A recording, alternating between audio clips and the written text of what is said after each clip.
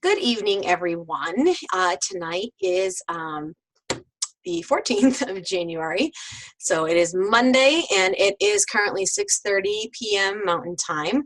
We are starting our fourth week of Mod 13, so our last mod of 2018 into 2019, and this is our first live session of the week, and we are going to be wrapping up this week with some critiques of our assignment from last week, giving some feedback, and modifying the assignment so that we can polish it off for our portfolio that we're going to be getting set up this week, and hopefully wrapping up the rest of the assignments in a timely fashion and getting you guys ready for your next course. So let us get started for tonight. Okay. So, like I said, we're going to be getting started. We're going to be doing some reminders and a quick review. Just first thing, we'll do an overview of this week and a few details. I'm going to do a critique or some critiques for some of the assignment submissions for assignment 3. We didn't get as many as I would have liked on time, so hopefully everyone is working on finishing those up so that we can get those submitted in time for the assignment and the assessment for this week. So this is where we are right now in the mod. Like I said, we're in week 4. So week 1, we had our design trends, learning about design, what exactly design is, and it's message to audiences that there is the design principles: contrast, repetition, alignment, and proximity.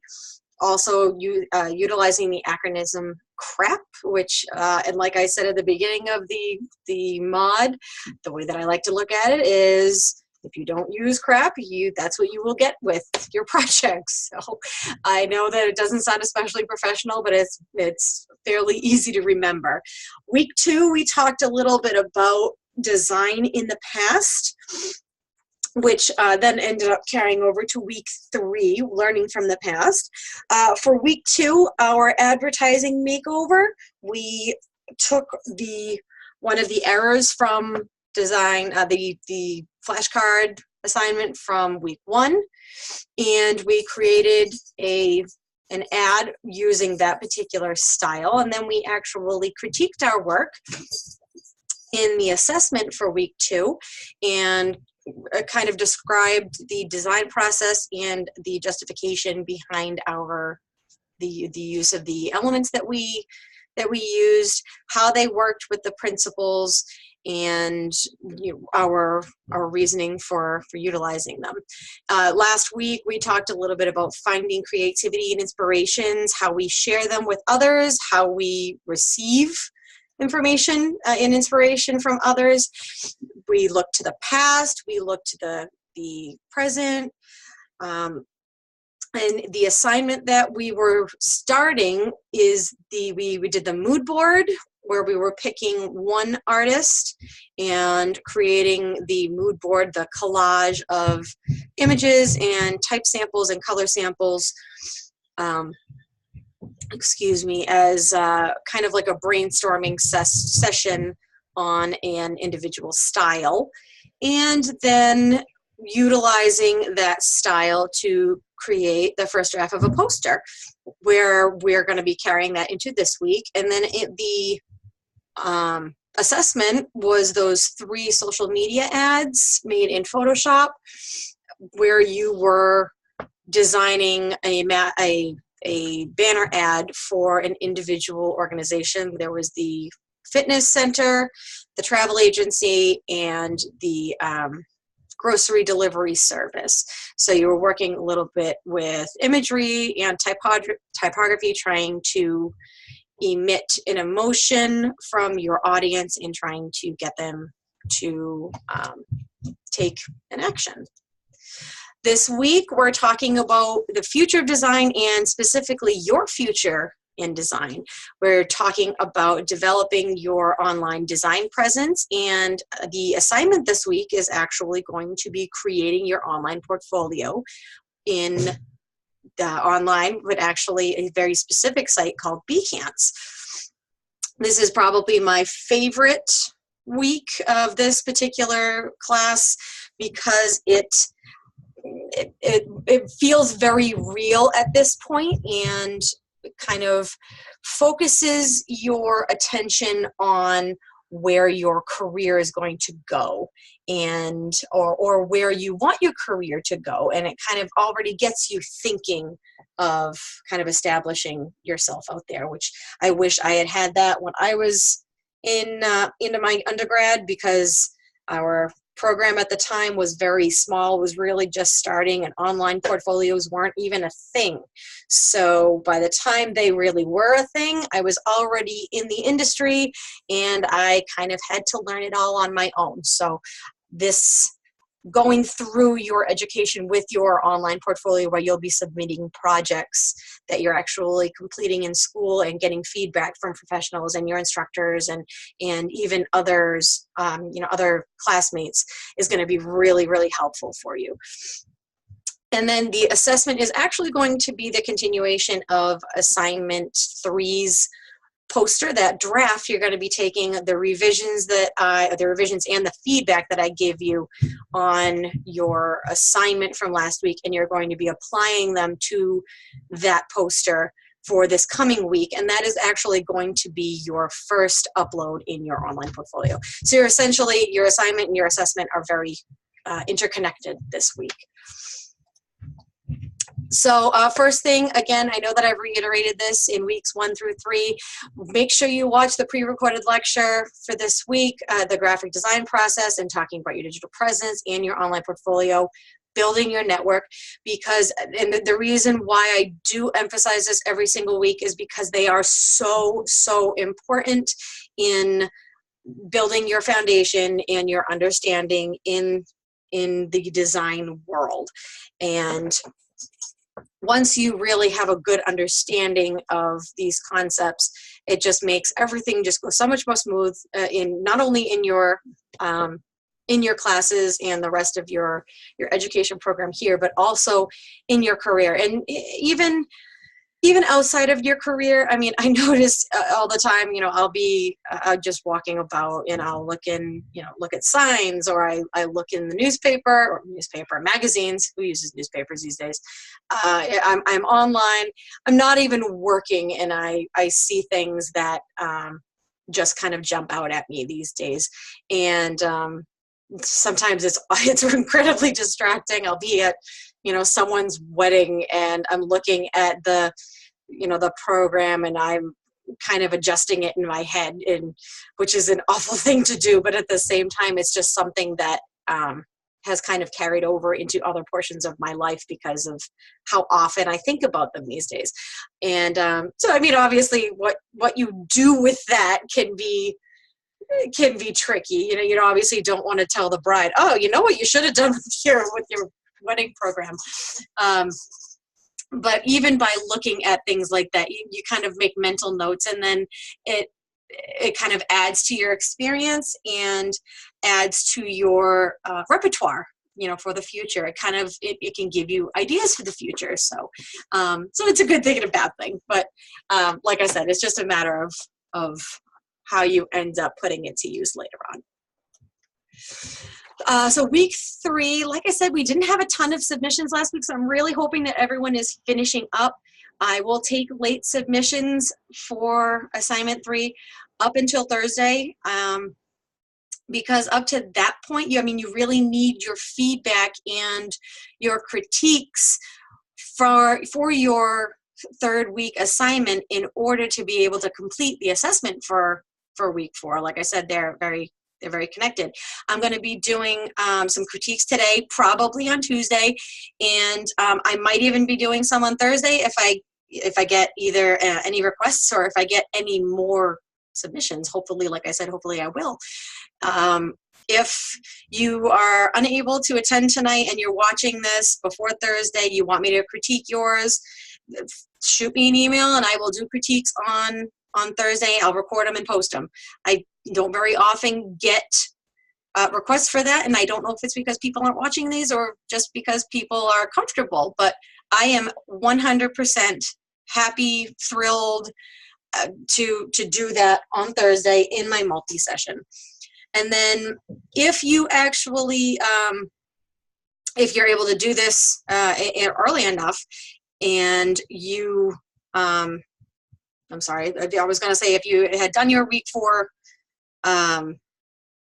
my goodness, I'm sorry, I just had a brain fart. Let me even back up. If you submitted last week's assignment on time, there we go, and would like to make a resubmission like that, that's absolutely fine, and be regraded. The you know, that's applicable to, like I said, to the assignments that were submitted on time. Assessment number 3, excuse me, the assessment, yes, is accepted up until the end of the mod. Is up until the end of this week. My goodness, I am just, it's been a long day. And yes, so that assessment will be accepted up until the end of the mod, which is the end of this week, obviously with a late deduction. So week 3, quick review. We talked about finding creativity. Actually, I already kind of went over this in the first slide there. Finding creativity and inspiration, collaborating with individuals, finding inspiration in nature, in music, in talking with youngsters, talking with elders, going to museums, videos, blogs, all these different kinds of things, all different areas of finding creativity. And I am going to apologize right now if you can hear any of that banging. My dog apparently is playing with my husband. There's just a lot of noise going on up there. Last week's assignment, we did the mood board and the poster draft, and then the assessment was a social media ad. I have a tendency to get ahead of myself, and then slides become completely irrelevant. So week 4, the learning objectives this week. We're going to be utilizing graphic design tool sets to edit and compose graphics for professional portfolio presentation. So essentially, we are going to be putting together a composition that is going to be polished enough to be viewed on an online portfolio. And then discussing the importance in this discussion of maintaining a professional graphic design presence, why that is important, how it's important, what you can do to make sure that you are utilizing it in the best possible manner. And the interpreting and applying constructive feedback to revise a professional print design piece, that is what is applied to your assessment. The constructive criticism, constructive feedback is what you are getting on assignment number 3. Putting it on assessment number 4, and then that, like I said, is what you will be uploading.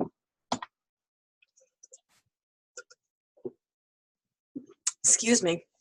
My throat's getting a little dry here. So we have, but wait, secret question of the day. What is this? If anyone can tell me, I mean, if anyone is watching this, because no one is in here tonight, if anyone's watching this, I'm probably dating myself, but that's okay. This is a popple. If you are watching this, and send me a message with the correct answer. I can't extend any further due dates because we are in week 4, but I will apply an extra, let's say extra 10 points to your grade, to a grade, depending on what assignments are in need of that extra points. And actually, this is a 1980s toy, by the way. I didn't even explain that. This is something I had as a child, and some of you might actually be old enough to remember them. Some of you might not. I think they had a revamp of this cartoon to actually come out recently. My kids were watching them not too long ago, but they were so much better back then, and I still have mine. Poor thing has seen better days, but that's okay. So week 4 overview. My God, I can't talk today. I am going to pull up the assignment for the Canvas for today. Come on, there we go. Go over the media very briefly, talk about the discussion a little bit. The assignment, we'll talk about the discussion, talk about the assignment and the Behance setup. Not going to go over it, that will be for tomorrow. And then also talk about the assessment more specifically. Again, because it's the assessment, I don't do demos of that because it's essentially like a test, and then we'll discuss the career integration quiz as well. So let's talk a little bit. First up, let's see. It's not on the right course. Goodness, I just feel like I am so out of, there we go. And again, for some reason, Canvas is not loading these tonight. They're still active, but they just, the images aren't loading. So we have week 4. We are watching the pre-recorded lecture on, oh goodness, I didn't even click on it, my God. On the graphic design presence, like I said, building your network, the portfolio and your digital presence online, the lynda.com playlists, which again, I cannot stress enough, these videos are so incredibly short and they are so incredibly helpful. Please make sure you watch them because they really are important. So that we have chapters 1 and 2 on lynda.com and chapter 3, there you go. And they're all pretty much, you know, working with Behance. I'm going to be going over this again tomorrow, so it would be, you know, really preferable if these were watched ahead of time so that you kind of have a frame of reference while we're creating them, so that you kind of know where you're coming from. And then this very quick article on 4 steps to creating a beautiful design portfolio. And there are lots of different articles out there, but this is a fairly decent one too. So that's, I mean, not a ton of reading and lectures this week, especially in comparison to the rest of the mod, but that's what we've got. So heading back up here, go over the discussion.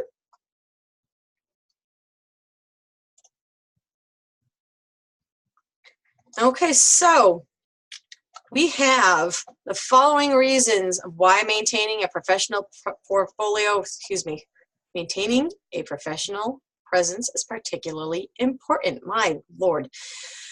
So the 5 that they have stated here simply are to stand out from the crowd, position yourself as an expert, show professional commitment, set expectations, and build connections.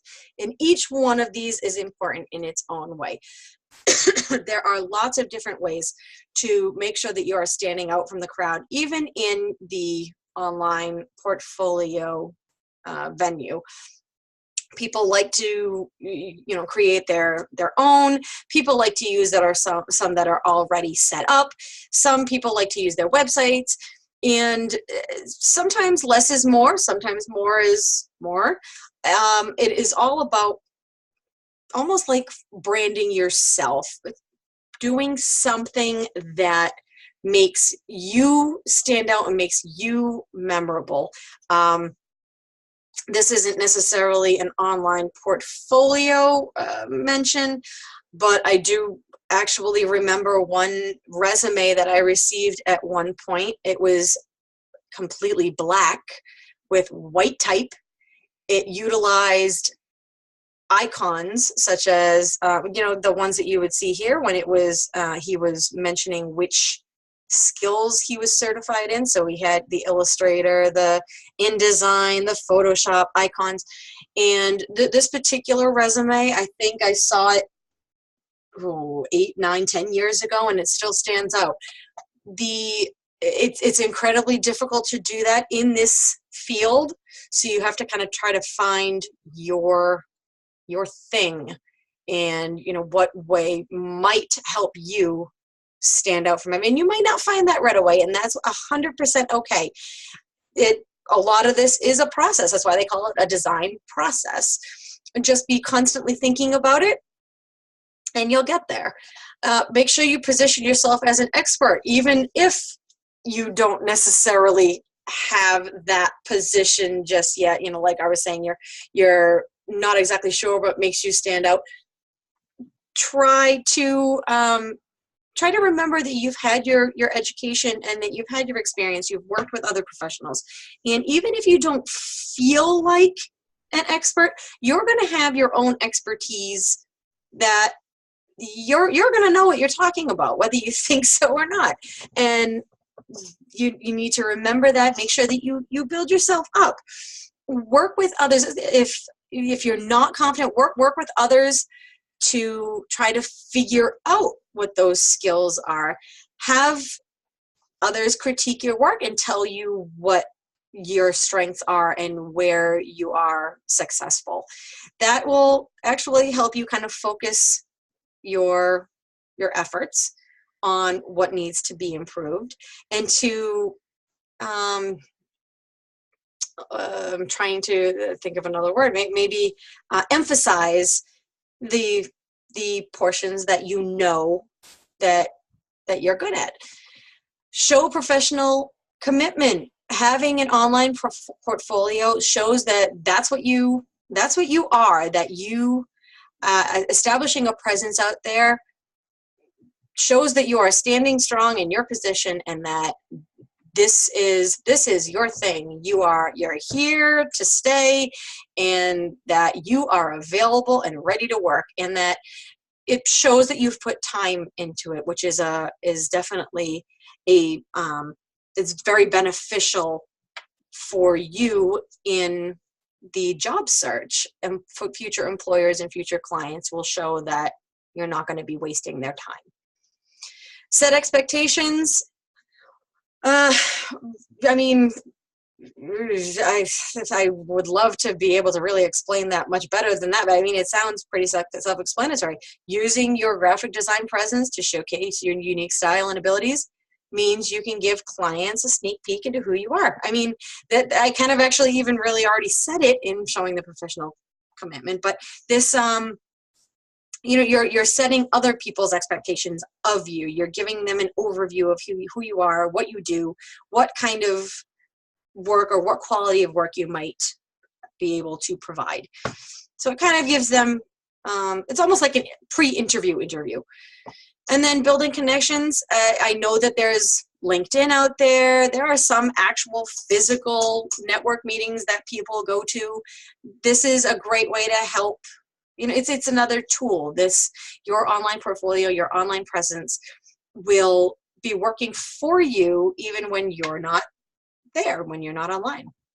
So in this discussion, we're talking about how, you know, we're at a networking event and we're talking to other professionals, and they're asking why you think it's important to have an online portfolio because they're not very comfortable doing it. So you're going to think of these few points: how you might explain to other designers why maintaining the professional designing presence is important. And it can be scary, it can be tricky, people might be resistant to it, but it is very important. What benefits might you highlight, and why would you highlight them? How might you describe the professional design world currently? And why might someone be hesitant to maintain their presence? How might you be able to make them more comfortable? So that's what we're going to be doing. We're going to be talking a little bit about, you know, I know that my post this week was a little bit long, but it's because it's essentially bulleted, so it's not as long as it looks. And I do have a couple of other links in there that you can definitely take a look at before tomorrow's demo if you want. I mean, Timothy actually already even put up a great example of a little bit of a portfolio here. So, I mean, there's a lot of back and forth that I've seen, very nice back and forth in the last couple of weeks. Let's see if we can really end this discussion, end this mod on a high note. So let's actually talk, whoops. Okay. Yeah, wanted to make sure that I get everything here. Hold on. Sorry. Okay. So now, being a designer versus working as a designer. While you're considering what you're going to be doing, or to kind of get your career off the ground, or continue your education in order to get your career off the ground, this is something that'll come up.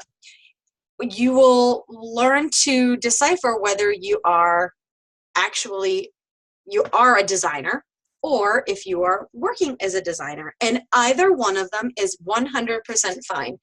If you are a designer, typically you immerse yourself in your work. You see things out of the workplace that, well, maybe kind of like a wedding, not wedding invitation, wedding program.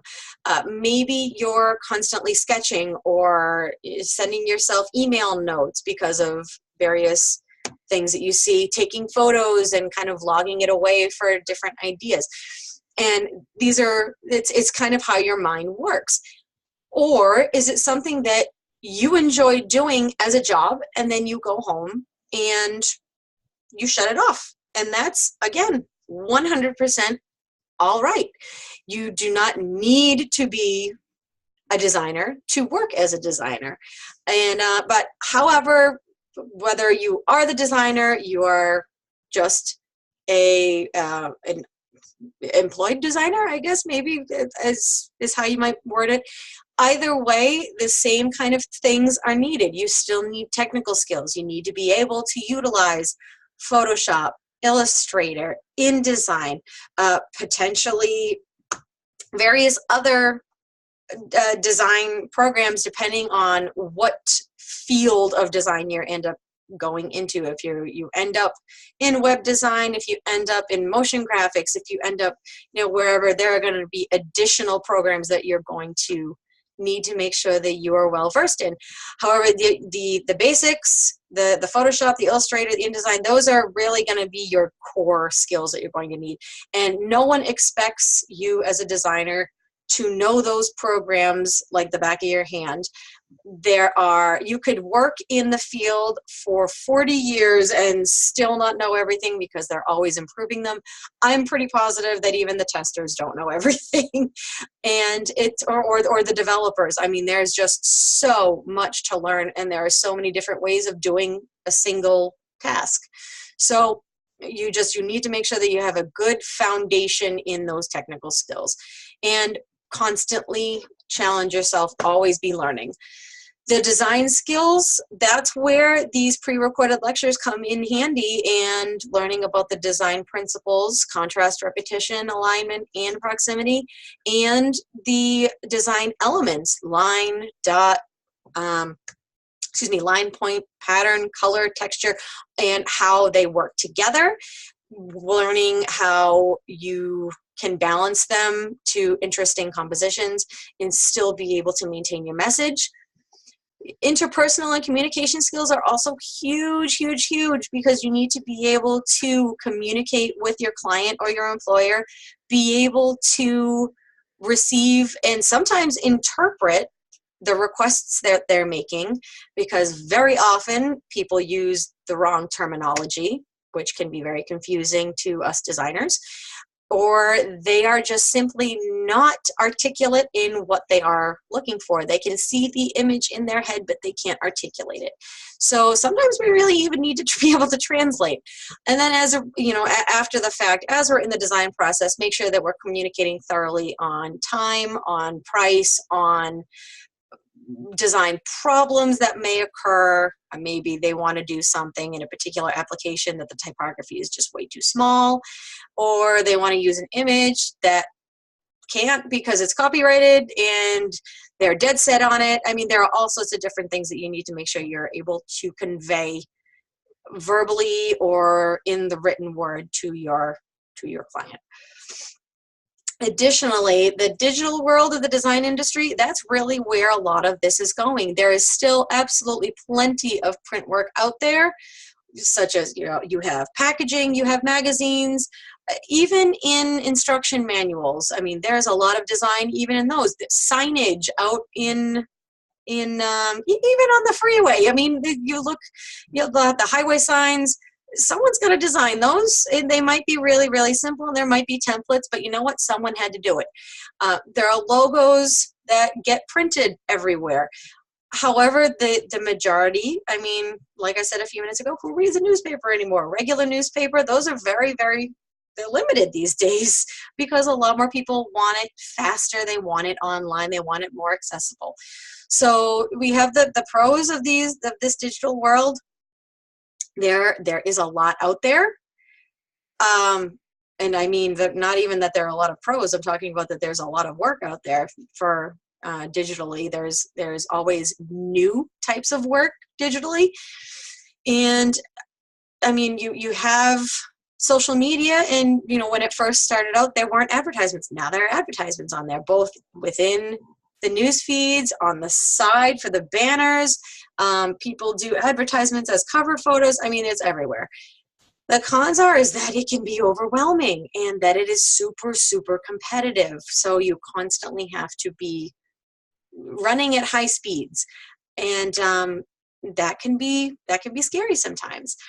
We have some great examples. Behance is like we've mentioned already. It's one of the online portfolio sites, and there are so many online portfolio sites just in general, and we'll go over some of those tomorrow. There's, like I said, there's social media, there's Instagram, there's Facebook, there's Twitter, there's LinkedIn, there's God only knows. Like, there's tons more that I don't even consider using. I have my core group and that's it. And then you've got YouTube, and you know, various other, video sites. I mean, it's just absolutely everywhere. There's really no getting away from it these days. You know, I'm willing to bet some of you even have either several tabs open while you're watching this, or you have your phone in your hand and you're looking at other things. So because like I said, it is absolutely everywhere. So moving on to let me see, we're at 9 o'clock. We're okay. We're doing all right here. We got a little bit of time to work on our critiques.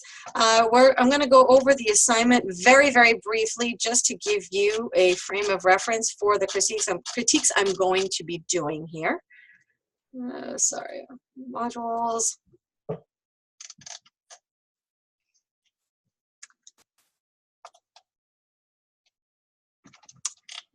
Okay. Oh, I'm sorry. I absolutely said that there was a frame of reference for the assignment, but what I actually meant was for the assessment there. So just to back up a tick, the assignment for this week, we're going to be, like I said, we're going to be going over creating a Behance site and then using the poster that we are going to be critiquing right now for your first portfolio piece. That revised poster is going to be assessment 4. So you're going to be using the feedback from last week, as you're going to be using that revised portion for both the assignment this week and the assessment, essentially. That when you're finished with that, you're going to be submitting the URL to the Behance site in the assignment comments so that I can take a look. And then you're also going to email the link to your FPA. And if you don't know who your FPA is, let me know. I can find it. I do have a list, and I can let you know. And then you'll also CC me on the email as well. And yeah, I'm going to go over the rest of these tomorrow. We have a couple benchmark examples. If it will load, I don't think it did last time, because I think these, oh, here we go. So here's actually just one example of one of the Behance sites. I'll show you mine as well. Oops, wrong link. This isn't mine. I'll show you mine tomorrow. Here's another one. So, I mean, they're very, they end up looking kind of similar until you get a lot going. These just have the one image, but you can definitely personalize it in your own way. You can see this particular person, Lois Jones, decided to use an image of an eye. I don't know if that's her eye or if that's a photograph she took, or who knows. And then this gentleman actually used a professional shot of himself. So you can absolutely personalize it however you'd like. All right, so let's get to the critiques. Okay, and just to reiterate, I do not use anyone's names. I am pulling this up right now. I simply download, just like this, I download all the submissions and then renumber them so that there's no way I can tell. So unless you end up putting your name on there and I somehow miss that, well, let's just hope that I didn't miss that. All right, so I think I'm going to try to do 3 here if I can, and then because I do want to go over, I have one more slide here that I want to make sure that I go over in the PowerPoint. So, so this individual used Saul Bass, and actually it does not look like there is really anything in here as the mood board. So the mood board really, we do have some color samples, which is good, and we have an example of some type. However, this individual didn't use any imagery that Saul Bass actually created. So this would require, actually, let me back this up a little bit too. There we go. This would actually require a little bit of addition. We'd need to make sure we get the images of Saul Bass's work in here as well.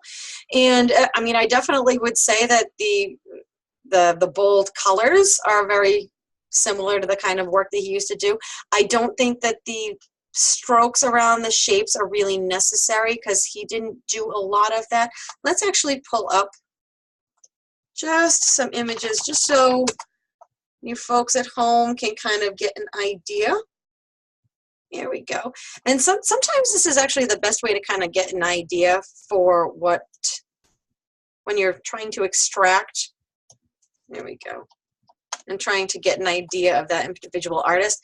There's obviously a lot of oranges, yellows, reds. Sometimes there's a hint of blue. This particular font that this individual used, it's not real even. You know, some of the letters have thin places, some have thick places. Very similar to this here, Golden Arm, or even his name here. So that's very representative of it. And a lot of Bass's work were almost kind of icon-like. I was going to say iconic, but that has a completely different meaning. Instead of these, you know, a hand, I think I actually mentioned in the recording from last week, or the session from last week, you know, a hand is a very organic kind of figure. It's something that's natural, but he's created a hand and an arm here with a lot more angular lines. So it's kind of got like a jagged feel to it, a very flat shape. So despite the fact that this individual has used geometric shapes, they still kind of have that jagged kind of feel to them, and they definitely are flat. There's no dimension to them. So the text is centered there just fine. And actually the mood board, we really weren't looking more at the layout for the mood board. We were looking at more of the combination of the collage, the collection of images. So we'll actually move right on. Now this actually, the poster draft here, the individual did a very nice job kind of coming across as a Saul Bass kind of look. Like I said, the typography, the font here is very similar. We have our title up top here. We have a nice aligned list here. There probably could be some extra contrast right here, because although I do actually really like the yellow in combination, this color scheme is really nice. I like that. And although if you look over here, there isn't a ton of light blue in his work, that doesn't mean that this person couldn't use it. And this shade of light blue with this shade of red, which is almost like a red kind of orange, I think that works really, really well. However, the yellow on top of this light blue, you kind of almost lose some of the text here, so you can't read it. If this individual were to maybe take all of this information and put it in this kind of stacked, nondescript kind of shape here, you absolutely 100% would have enough contrast that you'd be able to read it. So that might actually be something to think about. This student also considered hierarchy, where we have the title of the exhibit a little bit larger than the names, and then even the names are a little bit larger than the location and the date. So we're working on we're focusing on emphasizing different things here by the different size fonts, which is good. And our website down here, we probably see, I was going to say maybe we could even put that down the bottom here, but I actually really like how this student has kind of put this orange shape.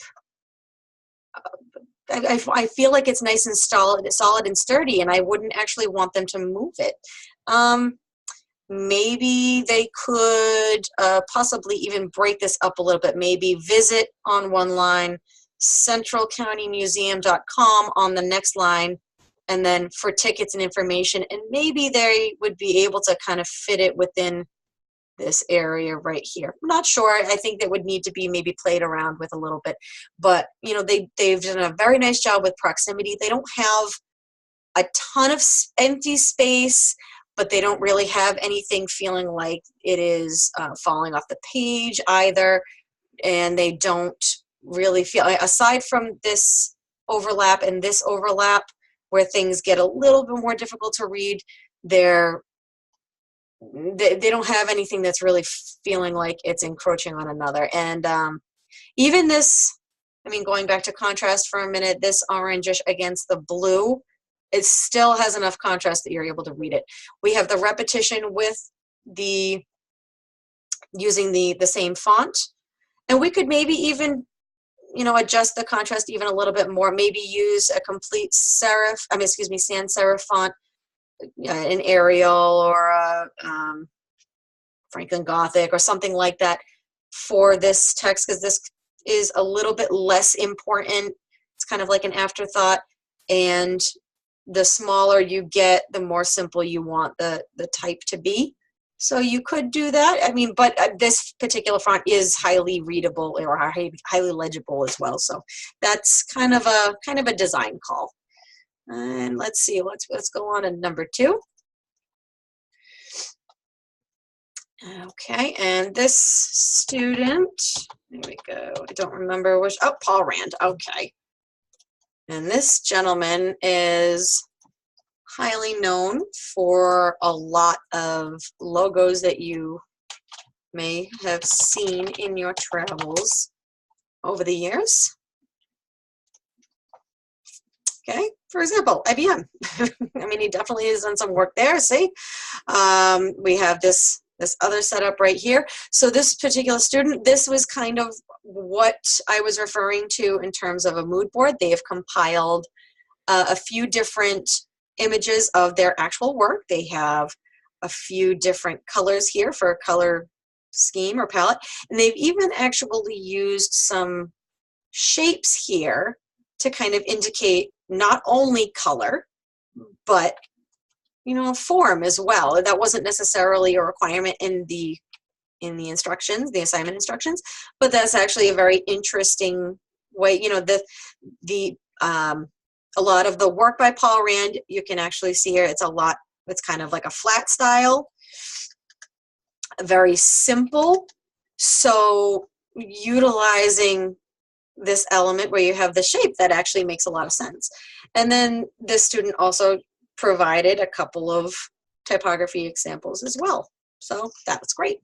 We could probably make it a little bit more, I really love these 3 stripes here. It kind of connects very well to this image up here. And then it's funny, I'm seeing new things as I'm looking at this, because I know I've already looked at this once, but it's funny, you see new things all the time. So now this is the student's poster. Let me back it up a little bit. Okay, so now we have the poster is just, it has a lot going on. Oops, that went out a little bit too far. Okay. It has a lot going on for something that's trying to emulate a Paul Rand work. I think part of it probably is that there's a lot of outline stroke here. You know, there's pretty much an outline around all of these blocks of color. And I don't know that Rand really did a lot of that. If you look at a lot of these images, you know, these C's, none of those have outline strokes. None of these, well, I mean, this one and this, so those have outlines in them, I guess, so those aren't really good examples. So let's keep going. Here we go. We have all these blocks here, and even the boy and the bird, they're not, none of them are outlined. This image right here, this MoMA advertisement for actually an exhibit for him. Again, no real outlines. So we probably could remove those and have it kind of represent the style a little bit better. And even though, I mean, he does in, for example, in these dots right here, there are a lot of different colors in this particular composition, but most of them, there's a fairly limited palette, 3, maybe 4 colors, so there's kind of a lot going on. So the palette could probably be reduced and still come across as Paul Rand. I do like having the geometric shapes in there, the flower and the square, and even the background. The background can even stay, and maybe just have the colors switched up a little bit, and or not switched up a little bit, just the color selection just reduced. The text is all nicely center aligned, and if that is the way that the student wants to do it, that's 100% okay. Just trying to, I actually think this particular font that they used is probably a little bit more representative than the other one that looks like Bodoni, maybe. Yeah, that's probably what that is. They do have some repetition here, not only with the rounded rectangles here, but also by using the same font in a couple of different places. We could probably, I think, increase the contrast, maybe by changing up the way that we're using these two fonts a little bit. I think utilizing the sans serif font here in the smaller type is probably a smart thing to do. We could maybe, let me find my annotation tool. Take this text here, and and it's of course in red. Let me, here we go. If we were to take those 2 lines and actually center it in here, I know that that's horrible. I really need to start using my Wacom tablet while I'm doing this, but rather than, because right now there's a lot of extra room up here or down here. So maybe just center that in there. Right here, a lot of this text, a lot of the type looks really stretched out. So we could actually take Museum of Art and put it on a second line. So we have Central County Museum of Art. And then enlarge this text. These items don't need to be horizontally scaled so much, which horizontal scale is kind of just stretching. You can absolutely increase the size of these different things. And this line does not need to be the same size as this line. You can change that up as well. You know, maybe you want Central County Museum of Art to be smaller and have the date be gigantic. That's absolutely okay too. You want to think about hierarchy and what items are the most important in your layout. Same thing up here, featuring work by. That's not especially as important as the names are. So maybe we could shrink featuring work by, maybe even give it an italic, and then use this sans serif font for these guys and make the names much bigger.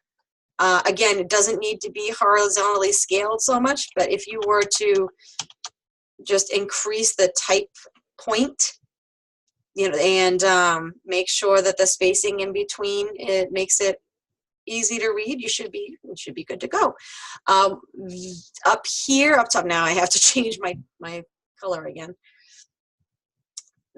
The Discovering Design in America is actually the more important of the two. This is more, a graphic design odyssey is actually more of a small, it's more of a subtitle.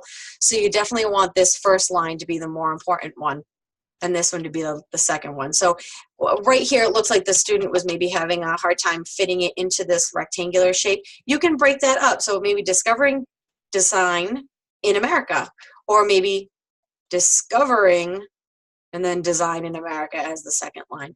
But this one, if you're going to be adjusting the sizes of those particular lines of text, this one probably should be the smaller one. Although I do think that repeating the font choice that like the student did here is, that makes sense, because this is kind of, despite the fact that this is a title, this is a subtitle, they still go together. So that's that. Now let's see, we have about 9 minutes left. I gotta get out of my tools. There we go.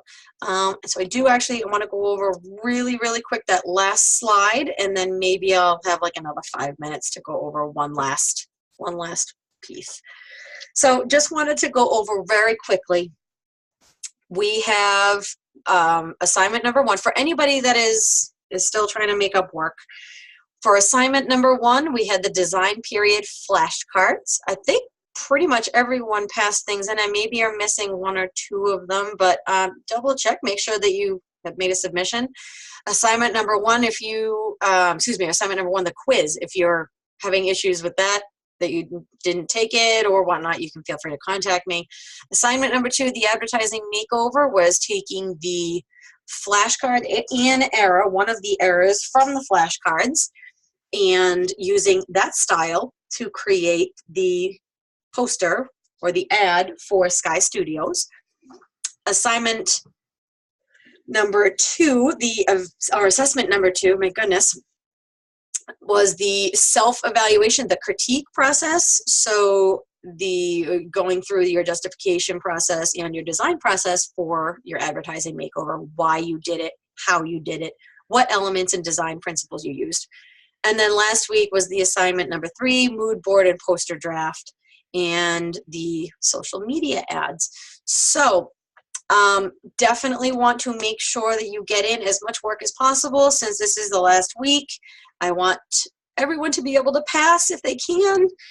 Let me know if you're having problems. I am available. I have had students take me up on that offer, and I spent quite a bit of time today with a student going over some stuff, and I'm happy to do that. You know, and if all you can do is email me or text me a question, that's 100% okay too. I would much rather answer questions and clarify something, even remotely, for just a little bit, rather than have someone not understand something and not ask, because I do want to make sure I help you guys. So next session is tomorrow. The next session is tomorrow and Thursday. Tomorrow, Tuesday, 6:30 p.m. Mountain Time. Hopefully I'll be able to do another critique or 2. We're going to go over the portfolio. So we're going to do Behance tomorrow. And on Thursday, like I said, last chance for critiques. I do need those assignments in, or assignment number 3, I do need in by then, so that I can give you feedback in enough time to get your assignment number 4 going, or assessment number 4. I also, you know, and in the multi-session, I can brainstorm with you. We can go back and forth for different ideas, giving you help, and it's your last chance for advising in this particular course. So that is the last slide for here, and I do actually have another 5 minutes. So let's grab one more. Going chronologically, let's go to number 3. Okay, so this poster. Oh, it looks like they did Paul Rand as well. So they did a slightly different approach. Actually, they did a nice job kind of laying this out, you know, trying to keep the design principles in mind on their particular mood board. So we have one of his logos here. We have one particular type example here, or type sample. We have another one up here, and some color samples from these two images. So we have all of the correct elements. So now in this particular piece, here we go. Hold on. There we go. I can never zoom in and out the way I want to in Acrobat. There we go. So he obviously, or she obviously, because I don't remember exactly which student did this off the top of my head. I think I graded this on like Tuesday. So it's been like a week. So this particular individual did, like I said, did Paul Rand, and they used the colors from the front here. We have some geometric shapes that are kind of at an angle, which I think worked very nicely. Because a lot of his stuff, if we go back to my Google search here, he does very much like to use dynamic angles, you know, diagonals, and in this one, I mean, that's all over the place. We're going this way, we're going that way, we're going this way, we're going that way, and back up that way. I mean, it's everywhere. And then actually, even like this one right here, the text is going or reading this way, but the text is going that way. So I mean, it's just all over the place, which is it's very interesting, but it still looks so unbelievably organized, which is really it's a really difficult thing to do. Pull up this one right here. Look, we got all the rectangles that are all at different angles, which is great. Let's see if we can find yet another one. Oh, here we go. We have all these little, I almost feel like these little blocks here are like tissue paper. They're all cut uneven, so they're not perfect circles. And it almost looks like someone threw a whole bunch of things on the floor, like Post-its or something on the floor. And they're all just kind of, you know, scattered. So the use of the angled rectangles and squares here, I think was done nicely. Again, though, I don't know that the stroke, the outline here, is really representative of Rand's work. So probably filling these in with a color that he used instead, I think would be more effective. As well as removing, I don't see a lot of whoops, I just clicked on something. I have a tendency to have a trigger happy finger here. So I don't see a lot of shadows, drop shadows in his work. We have a lot more flat imagery. I mean, even in this one, let me see if I can, there we go. Even in this one, where he's trying to give off the sensation of a shadow, it's still kind of flat looking. So I would probably even remove that drop shadow. And if you wanted to, actually, do I have InDesign open? I did earlier today. I don't think I do now. Let's see if I can get it to open really quickly, and I can even show you what I'm talking about. You can actually have a drop shadow not faded like this and give off the same Rand kind of effect. So we'll see if this opens up quickly enough, and I'll show you what I mean. The type here, the use of the two different complementary fonts absolutely works. So we have a little bit of a serif font complemented by a sans serif font. I think the Discovering Design in America and a graphic design odyssey, because like I had said on the other one, because that title is together, you know, this is the title, this is the subtitle, it probably should both go within this box. If you're going to put one, you probably should put the other. Even actually kind of similar to like what we have here.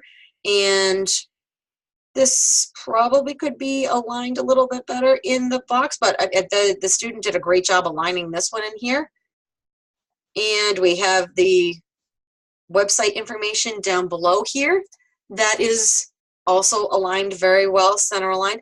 I don't know that they needed to put the underline here because it almost looks like it's a hyperlink, but utilizing the white text on the fairly bland red and the bland blue, there's plenty of contrast there, so it's absolutely readable. So what do we have here? We have the contrast, the white on the blue and the red. We have contrast in that they have used some different type sizes and some type weights and some different fonts. Absolutely could keep the underline here because that doesn't really look like a hyperlink. That really just looks like they used it for emphasis, which I know is what the student was trying to do. So let's see what else. I mean, overall, this individual did a very, very nice job. It can be tricky trying to create an image that is representative of someone else's work. So it looks like I'm actually over by 1 minute, but I did want to make sure that I showed you guys something quick. Now, what I meant by making a drop shadow that is not actually using a drop shadow, which I know sounds kind of funny, but let's actually, I'm going to make this, actually, I'm going to do that. Let's make that pink. So what I'm actually going to do here is I'm actually just going to create another of the same image. Okay, I have this pink one here, and I have the one in the back. Bingo. Super, super easy. There are ways out, other ways that you can do it as well if you actually go into the effects palette, which I have to drag over because I have my two screens here. If you make a drop shadow, currently you see it's kind of faded. It's got like a feathered kind of look. Let's bring the window over here. You can actually also, I'm trying to remember which one it is. Let's actually make the opacity 100. See how that darkens it up even just a little bit? But I think it's the size. There we go. See, I dropped the size down to 0, and it creates almost the exact same effect. So now we have two pieces over here, and I could make this bigger if I wanted to. I could maybe enlarge the shape itself if I wanted to. I can't do that with this one. But maybe that's kind of the effect you're going with. Maybe you want something that you only need to grab the one piece. So this is just a couple little tricks in really in anything, in InDesign, in Photoshop, in Illustrator. That's an effect that you can use probably in anywhere. So now that I am 3 minutes over, I look forward to showing you guys how to create your portfolio tomorrow. And finishing up this week, hopefully you all have a great night.